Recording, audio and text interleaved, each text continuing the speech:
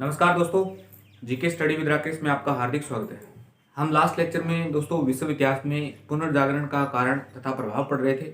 पुनर्जागरण की पृष्ठभूमि और पुनर्जागरण की क्या क्या विशेषताएं थी वो हमने पढ़ ली थी। तो आइए दोस्तों आज स्टार्ट करते हैं कि पुनर्जागरण के होने के पीछे क्या कारण थे। हेडिंग डालिए, पुनर्जागरण के कारण, यानी ऐसे कौन कौन से कारण रहे थे जिनकी वजह से यूरोप महाद्वीप में, या यूं कह सकते हैं कि यूरोप में पुनर्जागरण। तो पहला कारण है कि कस्तूनतुनिया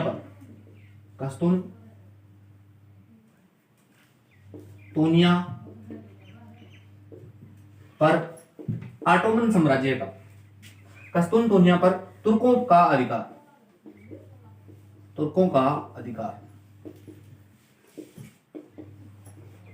और ये अधिकार हुआ कब था? तो 1453 में हुआ।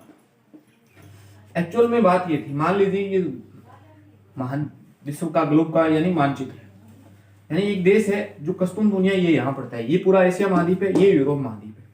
यूरोप महाद्वीप से अगर कोई भी यात्री या कोई भी व्यापारी अगर व्यापार करता था तो इस कस्तूनतुनिया यानी स्थल मार्ग से होकर गुजरना पड़ता था। अब वर्तमान में कस्तूनतुनिया पर किसका अधिकार हो गया है? कस्तूनतुनिया पर तुर्कों का अधिकार हो गया है, यानी ऑटोमन साम्राज्य का अधिकार हो गया। इससे पहले किसका अधिकार था? यानी यूरोप का अधिकार था, सीधा सा मतलब है। तो इस कस्तूनतुनिया पर तुर्कों का अधिकार हुआ, इसके क्या क्या प्रभाव पड़े? ये कस्तूनतुनिया है, ये बेंजेटाइन साम्राज्य की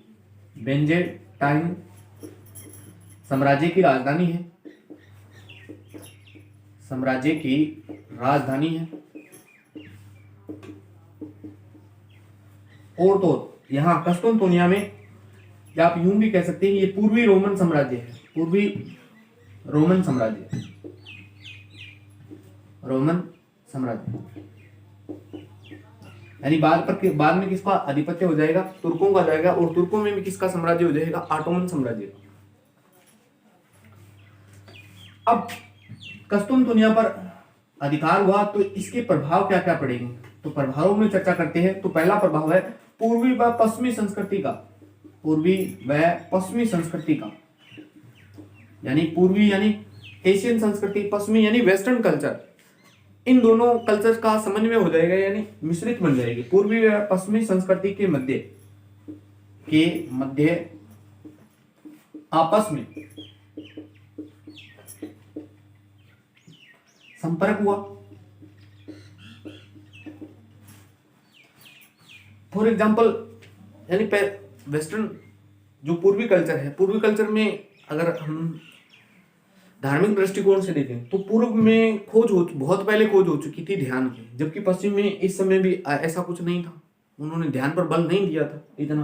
तो जब ये पूर्व वालों के संपर्क में आएंगे तभी इस चीज को, यानी बौद्ध धर्म का बढ़ावा देखने को मिलेगा। वेस्टर्न कल्चर में भी बौद्ध का महत्व जाएगा, बौद्ध धर्म का। ये मैंने जस्ट एग्जांपल दिए, यानी दो संस्कृतियों के मिलन का प्रभाव क्या पड़ता है, तो वो सभी है। ऑटोमन साम्राज्य के अत्याचार के कारण, यानी यहाँ कस्तूनतुनिया पर ऑटोमन साम्राज्य के अत्याचार के कारण यहां से लोग पलायन करते हैं और यूरोप चले जाते हैं। अत्याचार के कारण बुद्धिजीवी लोग यूरोप गए।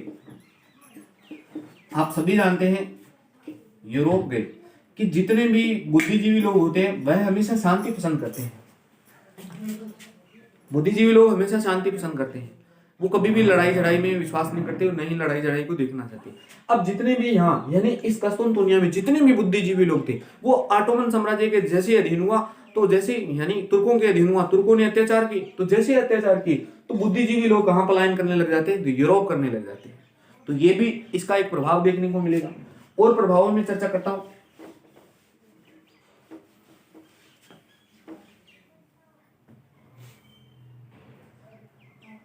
अगर इसका एग्जांपल नोट करना चाहिए, यानी कौन कौन से बुद्धिजीवी लोग गए थे, तो उनमें से एक नाम आता है, एग्जांपल नोट करना चाहो तो कर सकते हैं।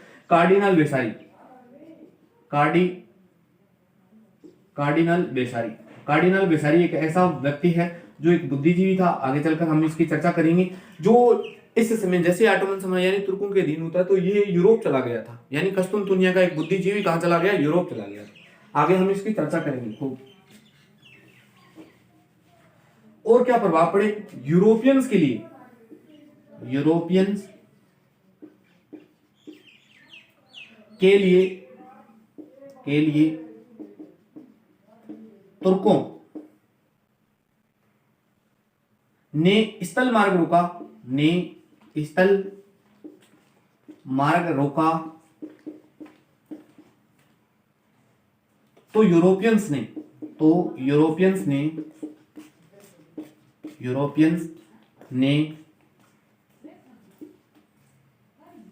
समुद्री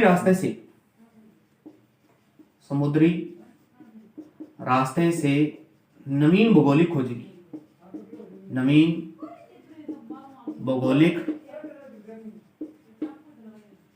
खोजें की।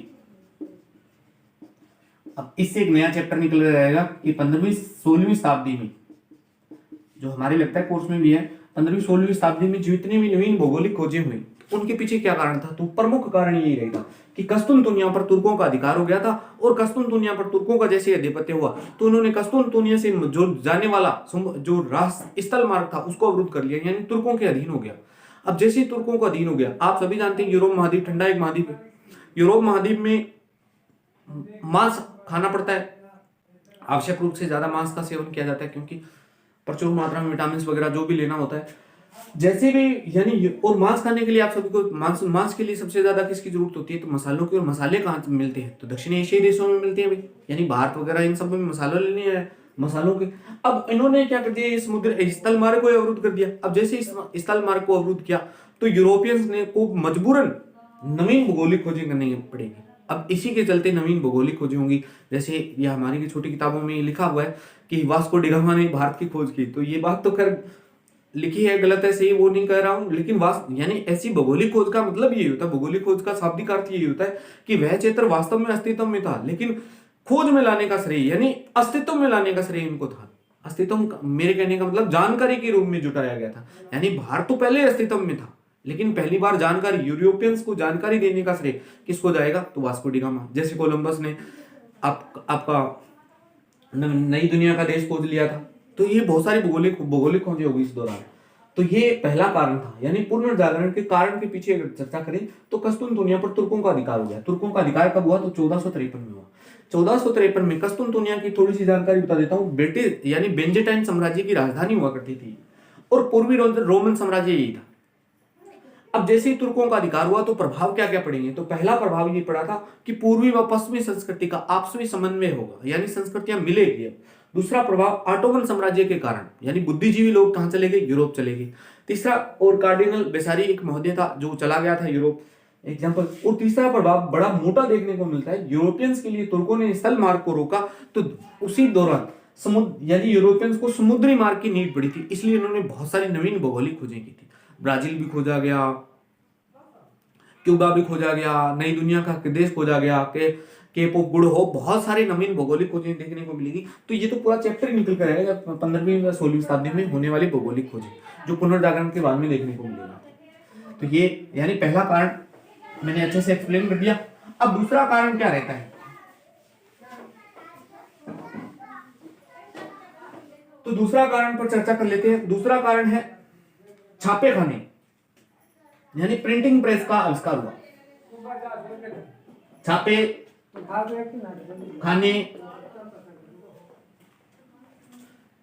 खाने को कहते हैं प्रिंटिंग प्रेस का आविष्कार। इसने भी बहुत बड़ी भूमिका निभाई थी। अब कैसे निभाई थी, तो 14वीं शताब्दी से पहले बता देता हूं। 14वीं शताब्दी से यानी पुनर्जागरण से पहले यूरोप में पूरा का पूरा धार्मिक माहौल था, और धर्मांत लोग व्यक्ति थे, यूं कह सकते हैं, यानी जो कुछ बाइबल में लिखा था उसी को सत्य माना जाता था। और पादरियों द्वारा क्या किया जाता था, बाइबल का खंडन इस प्रकार से किया जाता था जो तथागत रूप से गलत था, यानी अपने अपने हिसाब से खंडन किया जाएगा। अब कोई शब्द है उसका क्या मतलब है, तो सीधी सी बात है, अभी धर्म की परिभाषा लोगों ने अपने अपने अनुसार दी। अब चर्च के पादरी कुछ अलग ही कहते थे, यानी उनकी व्याख्याएं बहुत अलग थी। अब दूसरी बड़ा कारण ये था कि छापे खाने का आविष्कार नहीं हुआ था, यानी प्रिंटिंग प्रेस का आविष्कार नहीं हुआ था। अब जैसे ही प्रिंटिंग प्रेस का आविष्कार नहीं हुआ था, तो जितनी भी बाइबल की कॉपियां थी यानी प्रतिलिपियां थी, वो बहुत नगण्य मात्रा में थी। नगण्य का यानी बहुत कम थी, क्योंकि पहले लिखना ही पड़ता था, मजबूरी थी लिखना। अब लिखना पड़ेगा तो बहुत लोगों के पास में बाइबल की कॉपी नहीं थी, इसलिए उन्हें मजबूरन चर्च के पादरियों के द्वारा जो व्याख्या दी जाती थी वो सुननी पड़ती थी। फॉर एग्जाम्पल बता देता हूं कि एक टोलमी विज्ञान खगोल शास्त्र में हम देखेंगे, हालांकि महत्व जब प्रभाव पढ़ेंगे पुनर्जागरण, तो टोलमी एक आदमी है गया, टोलमी एक खगोल शास्त्री था, विज्ञान के क्षेत्र में प्रभाव देखेंगे। तब टोलमी ने यह कहा था कि पृथ्वी यानी भूकेंद्रीय सिद्धांत दिया था कि पृथ्वी केंद्र में स्थित है, यानी ब्रह्मांड के केंद्र में पृथ्वी स्थित है और सूर्य सब ग्रह इसके चक्कर लगाते हैं। जबकि कोपरनिक्स व्यक्ति आएगा, कोपरनिक्स ने यह कहा था कि सूर्य ब्रह्मांड के केंद्र में स्थित है, पृथ्वी तो उसके चारों ओर चक्कर लगाती है। और कोपरनिक्स का विरोध हुआ था, क्योंकि ये बात बाइबल में लिखी हुई थी। तो यानी छापे खाने से पहले, प्रिंटिंग प्रेस से पहले प्रतिलिपियां थी, वो बहुत नगण्य मात्रा में थी, इसका बहुत बड़ा इंपैक्ट पड़ रहा था। अब जैसे ही छापे खाने का आविष्कार हुआ, इसका आविष्कार करने का एक श्रेय एक व्यक्ति को जाता है, उस व्यक्ति का नाम है जॉन गुटनबर्ग। जॉन गुटनबर्ग 1550 के लमसम हमारे भारत में गोवा में भी हुए थे। और ये जॉन गुटनबर्ग था ना, ये जर्मनी का था भी, पहली बात तो यही ध्यान रखना, ये छापे खाने का आविष्कार करेगा। अब ये जॉन गुटनबर्ग है ना, जर्मनी से कहा गया अभी, यानी ये था तो जर्मनी का, लेकिन जर्मनी से कहा आ गया, तो ये स्लेसबर्ग आया, स्लेसबर्ग शहर कहां पड़ता है, तो ये फ्रांस में पड़ता है। और ये फ्रांस में आता है 1440 से लेकर 50 के मध्य आ रहा था, यानी इसने प्रिंटिंग प्रेस पर कार्य किया। अब एकदम रेडी होगी इसकी प्रिंटिंग प्रेस। तो जैसे ही प्रिंटिंग प्रेस पर रेडी हुई, यानी ये पहले जर्मनी से फ्रांस आता है, फ्रांस में आकर प्रिंटिंग प्रेस को रेडी करता है।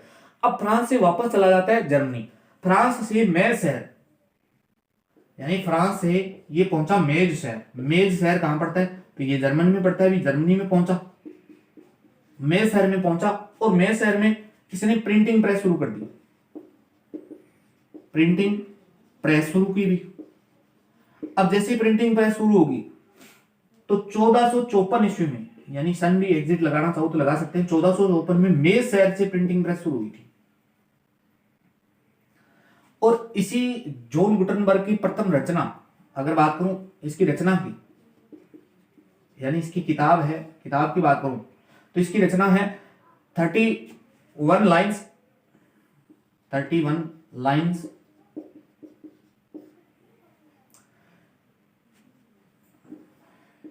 इंडलजेंस,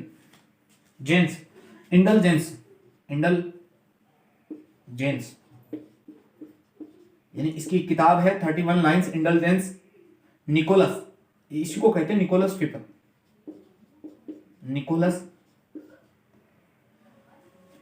फिफ्थ, यानी इसी किताब का नाम है 31 लाइन्स इंडलजेंस, या इसी को कहते हैं इंडलजेंस निकोलस फिफ्थ, यानी क्योंकि ये निकोलस फिफ्थ पर लिखी गई थी, इसलिए इसका नामकरण ये है। और बाद में इसने बाइबल पर कार्य किया, बाद में बाइबल का प्रकाशन। अब जो यानी बाइबल में जो कुछ लिखा हुआ था प्रकाशन, अब उसकी प्रतिलिपियां प्रत्येक व्यक्ति तक पहुंचेगी और प्रत्येक व्यक्ति इसका अच्छे से निस्तारण करेगा, यानी उसकी वास्तव में बाइबल कहना क्या चाहती है उसका मतलब समझेगा। आज तक जो भी पादरियों के द्वारा जो गलत व्याख्या की जा रही है उसी को आधार मानकर यानी वहां का माहौल सेट किया जा रहा था। लेकिन जैसे ही प्रिंटिंग प्रेस का आविष्कार हुआ, तो इसने भी पुनर्जागरण में महत्वपूर्ण योग्यता निभाई थी। तो छापे खाने का आविष्कार यानी किसने किया था, बहुत सारी जगह, इंग्लैंड में टेक्सटाइल में हुआ, 1550 में हमारे गोवा में लगी, तो बहुत अलग अलग शहरों में लगी थी। जॉन गुटनबर्ग जो जर्मनी का था, जॉन गुटनबर्ग जर्मनी से कहां आते हैं, स्लेसबर्ग फ्रांस में 1440 से लेकर 50 के मध्य। इन्होंने यहां पर बैठकर क्या कार्य किया, तो प्रिंटिंग प्रेस पर कार्य किया। तो ये वापस जैसे 10 साल कार्य करते हैं, तो 1454 में फ्रांस से मेज शहर चले जाते हैं, और मेज शहर कहां पड़ता है, जर्मनी में। मेज शहर में इन्होंने प्रिंटिंग प्रेस शुरू की, और यही इनकी पहली रचना है 31 लाइन्स इंडलजेंस, या इसी को कहते हैं इंडलजेंस निकोलस फिफ्थ। बाद में इन्होंने बाइबल पर भी कार्य किया था। अब वर्तमान में बाइबल की बहुत सारी कॉपियां छपेगी यानी प्रकाशित होगी, तो इसने भी महत्वपूर्ण भूमिका निभाई थी। एक कथन है, ये वो भी लिख देता हूं, याद रख लेना भी, यानी प्रिंटिंग प्रेस के बारे में एक कथन है। एक व्यक्ति है जिनका नाम है विल ड्यूरा। विल ड्यूरा महोदय कहते हैं कि लेखन के बाद मुद्रण इतिहास का बड़ा आविष्कार है। मुद्रण इतिहास का बड़ा आविष्कार है। ध्यान रखना, प्रिंटिंग प्रेस शुरू हुई है ना, वो कहां होगी? जर्मनी में हुई है। लेकिन अगर कागज का आविष्कार पूछे तो कागज का आविष्कार तो चाइना में हो गया था, बहुत पहले हो गया था। लेखन कला का आविष्कार चाइना में हो गया था, लेकिन प्रिंटिंग प्रेस यहीं शुरू हुई थी। विल ड्यूरा का महोदय क्या कहना चाहते हैं कि लेखन के बाद मुद्रण इतिहास का, यानी मुद्रण का मतलब है लिखने से ही, इतिहास का सबसे बड़ा आविष्कार है। तो ये बात भी ध्यान रख लेना, ये प्रिंटिंग प्रेस से जुड़ा हुआ स्टेटमेंट है विल ड्यूरा का। अब तीसरा पुनर्जागरण का क्या कारण रहा था? तो धर्म युद्ध। तीसरा कारण अगर नोट करें तो तीसरा कारण है धर्म युद्ध। इसको इंग्लिश में कहते हैं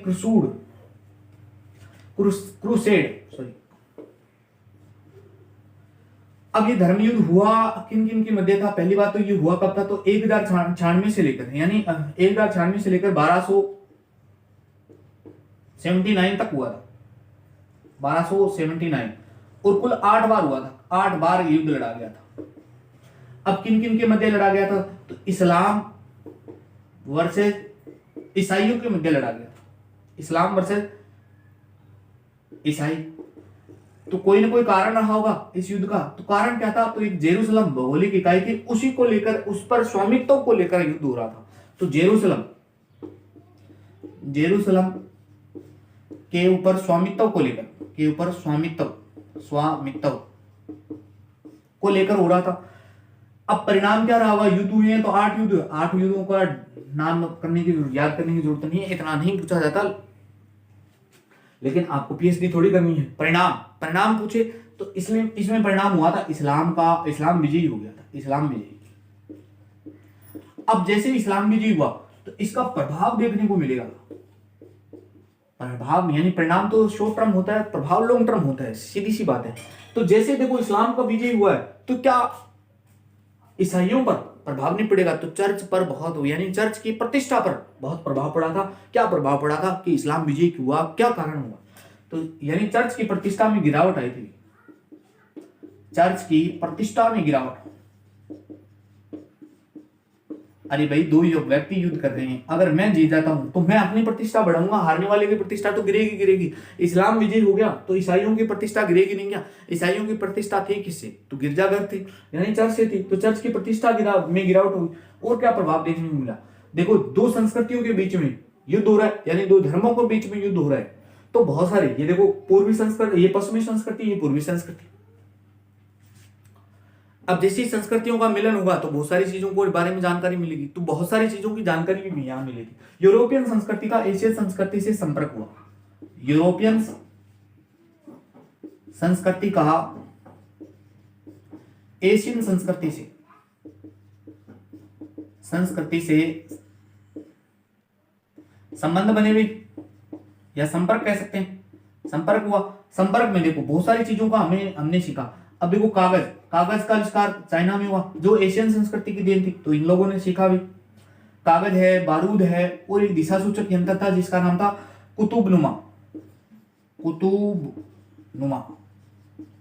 इसके बारे में, यानी इट इज एक्स्ट्रा की जानकारियां देखने को मिलती है। तो ये धर्मयुद्ध का प्रभाव है। और मेजानिस एपिल का तो कथन ही है, यानी क्रूसेड की क्या भूमिका रही थी? क्रूसेड की भूमिका ये रही थी कि 1096 से लेकर 1279 के मध्य कुल 8 बार इस्लाम और ईसाइयों के मध्य युद्ध हुआ था। 8 बार होने का क्या कारण था? तो जेरूसलम कारण था, यानी जेरूसलम एक भौगोलिक इकाई थी, उस पर स्वामित्व को लेकर 8 बार युद्ध लड़ा गया था। अब जैसे युद्ध हुआ तो इसके यानी परिणाम क्या हुआ? इस्लाम विजय हुआ। परिणाम आया तो प्रभाव भी देखने को मिलेगा। प्रभाव क्या देखने को मिला? पहला प्रभाव कि चर्च की प्रतिष्ठा में गिरावट आती है, और दूसरा प्रभाव यूरोपियन व एशियन संस्कृति आपस में संपर्क करती है। तो बहुत सारी चीजों को आदान प्रदान होता है, यानी कागज का, बारूद का, कुतुबनुमा, इन सभी चीजों का आपस में जानकारियां देखने को मिली थी। और एपिल महोदय एक का कथन है, वो ध्यान रख लेना, बहुत ही महत्वपूर्ण, स्टार लगाओ इस एपिल महोदय पर, तो इनका कथन बहुत बार परीक्षा में पूछा हुआ है। पूरा नाम है इनका मेजनिस एपिल, मेजनिस एपिल। मेजनिस एपिल महोदय क्या कहते हैं कि अगर धर्म युद्ध नहीं होता, अगर धर्म युद्ध नहीं होता, यानी अगर धर्म युद्ध नहीं होता तो ये सब कुछ होता, तो यह सब कुछ होता, सब कुछ होता, यानी यूरोपियन और एशियन संस्कृति फिर भी मिलती। कहने का मतलब है अगर धर्म युद्ध नहीं होता तो भी यूरोपियंस और एशियन संस्कृति मिलती। अब ये अपने स्टेटमेंट में क्या कह रहे हैं कि अगर धर्म युद्ध नहीं होता तो ये सब कुछ होता, परंतु धर्म युद्ध ने यह काम बहुत पहले कर दिया। धर्म युद्ध ने यह काम बहुत पहले कर दिया।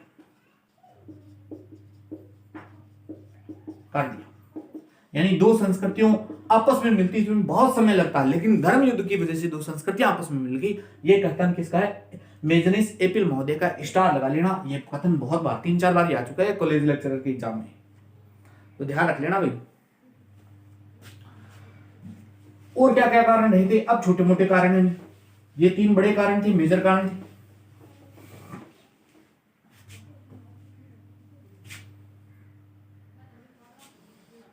चौथा कारण है मंगोल आक्रमण। मंगोल आक्रमण,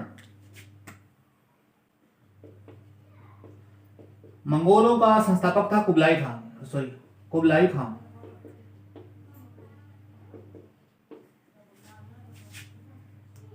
यानी ये मंगोल शासक है, संस्थापक में मंगोल शासक, एक मंगोल शासक ही है। इस कुबलाई खान की विशेषता थी कि इसके दरबार में, यानी यह अपने दरबार में विद्वानों को आश्रय देता था, विद्वानों को आश्रय देता था। अब देखो भी मंगोल आक्रमण हो रहे हैं, मंगोलों में एक शासक है कुबलाई खान। कुबलाई खान क्या कर रहा है कि अपने दरबार में अपने दरबार में विद्वानों को संरक्षण प्रदान करता था। मार्को पोलो एक व्यक्ति था जो यूरोप से आया था, वो इसके दरबार में गया था। तो नेक्स्ट स्टेप में ये लिख सकते हैं कि 1272-73 में मार्को पोलो, 1272, कुछ किताबें 72 मानती है, कुछ 73 मानती है। मार्को लमसम यही किताबें सही मानती है। मार्को पोलो इसके दरबार में गया था।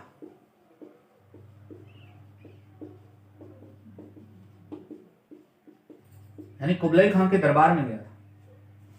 और तो मंगोल भी आप सभी जानते हैं कि आक्रांता थे, तो मंगोलों के अत्याचार के कारण, मंगोलों के अत्याचार के कारण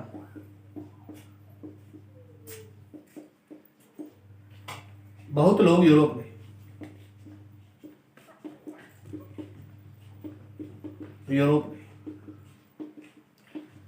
यानी यूरोप में पुनर्जागरण का कारण ये भी है कि मंगोल आक्रमण हुआ। तो जैसे ही मंगोल आक्रमण हुआ तो पहली बात तो मार्को पोलो इनके दरबार में आया था, और कुबलाई खान था जो विद्वानों का आश्रय देता था। और तो मंगोल इतने आक्रांता थे कि उनके दरबार, उनके जो भी साम्राज्य में जहां भी वो यानी लूटपाट करते थे, तो वहां से लोग पलायन करते, और पलायन करके कहां चले गए? तो यूरोप महाद्वीप चले गए, सीधी सी बात है।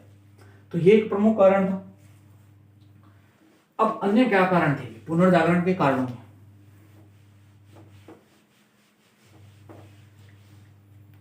अब छोटे छोटे कारण हैं, और क्या कारण रहेंगे? तो नगरों का विकास। एक और कारण बता देता हूं, मोस्ट है स्कालेस्टिक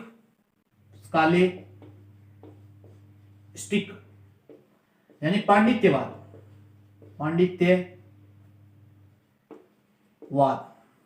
स्कालिस्टिक का मतलब होता है पांडित्यवाद। अब पांडित्यवाद क्या होता है? यानी यूरोप महाद्वीप में पुनर्जागरण में पांडित्यवाद ने भी अहम भूमिका निभाई थी। अरे सीधी सी बात है कि अब तक हमने देखा 14वीं शताब्दी से पहले यूरोप महाद्वीप जो बात यानी जो चीज चर्च लागू करता था वही सब होता था। लेकिन फिर कुछ विद्वान आए, जैसे अरस्तु है, प्लेटो है, ऑगस्टाइन है, अरस्तु है, जितने भी आए, यानी अरस्तु और ऑगस्टाइन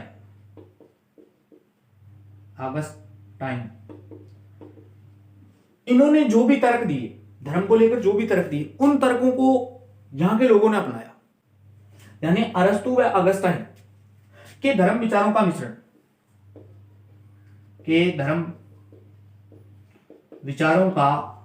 मिश्रण, यानी यहां के लोगों ने ये चीजें अपनाई। ऑगस्टाइन की तो एक पुस्तक ही है, बहुत बड़ी पुस्तक है, वो धर्म को लेकर लिखी गई थी। इनकी पुस्तक का नाम है सिटी ऑफ गॉड, भगवान का शहर, इनकी पुस्तक का नाम है भी। और तो मैंने आपको बताया था एक व्यक्ति रोजर बेकर महोदय भी इनका समर्थन करता था, यानी इसी विचारधारा से संबंधित था।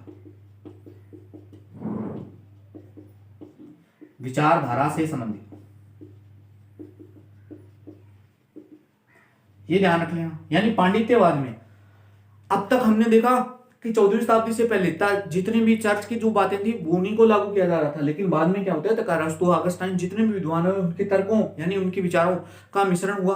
और तो रोजर बेकर में इन्हीं के विचारों से मिलता जुलता है। ऑगस्टाइन महोदय ने तो किताब भी लिख दी कि सिटी ऑफ गॉड। तो ये भी प्रभाव पड़ता है, पांडित्यवाद का भी प्रभाव पड़ा था पुनर्जागरण के कारण। नेक्स्ट और क्या क्या कारण रहे,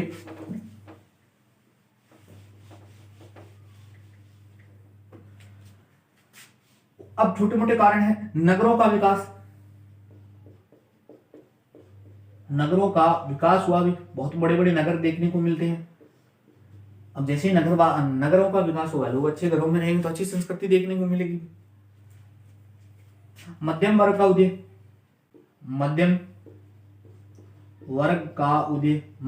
उदय होने का मतलब है कि सामंतवाद प्रथा का यानी मैनर प्रणाली कमजोर हो जाना। यहां ये लिखा हुआ है मैनर प्रणाली। व्यापार वाणिज्य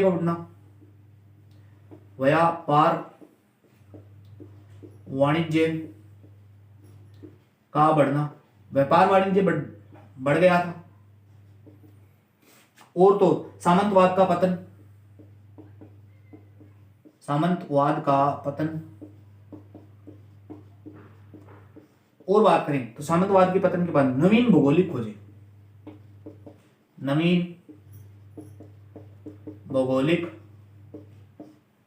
खोजें हुई भी। ये सब कारण थे जो पुनर्जागरण के कारणों में, यानी पुनर्जागरण के होने के पीछे कारणों को स्पष्ट करते हैं। तो लगभग मैंने मोटे मोटे 5 कारण बताए, 5 के अलावा 5 ऐसे कारण थे जो कभी कभार परीक्षाओं में देखने को मिलते हैं।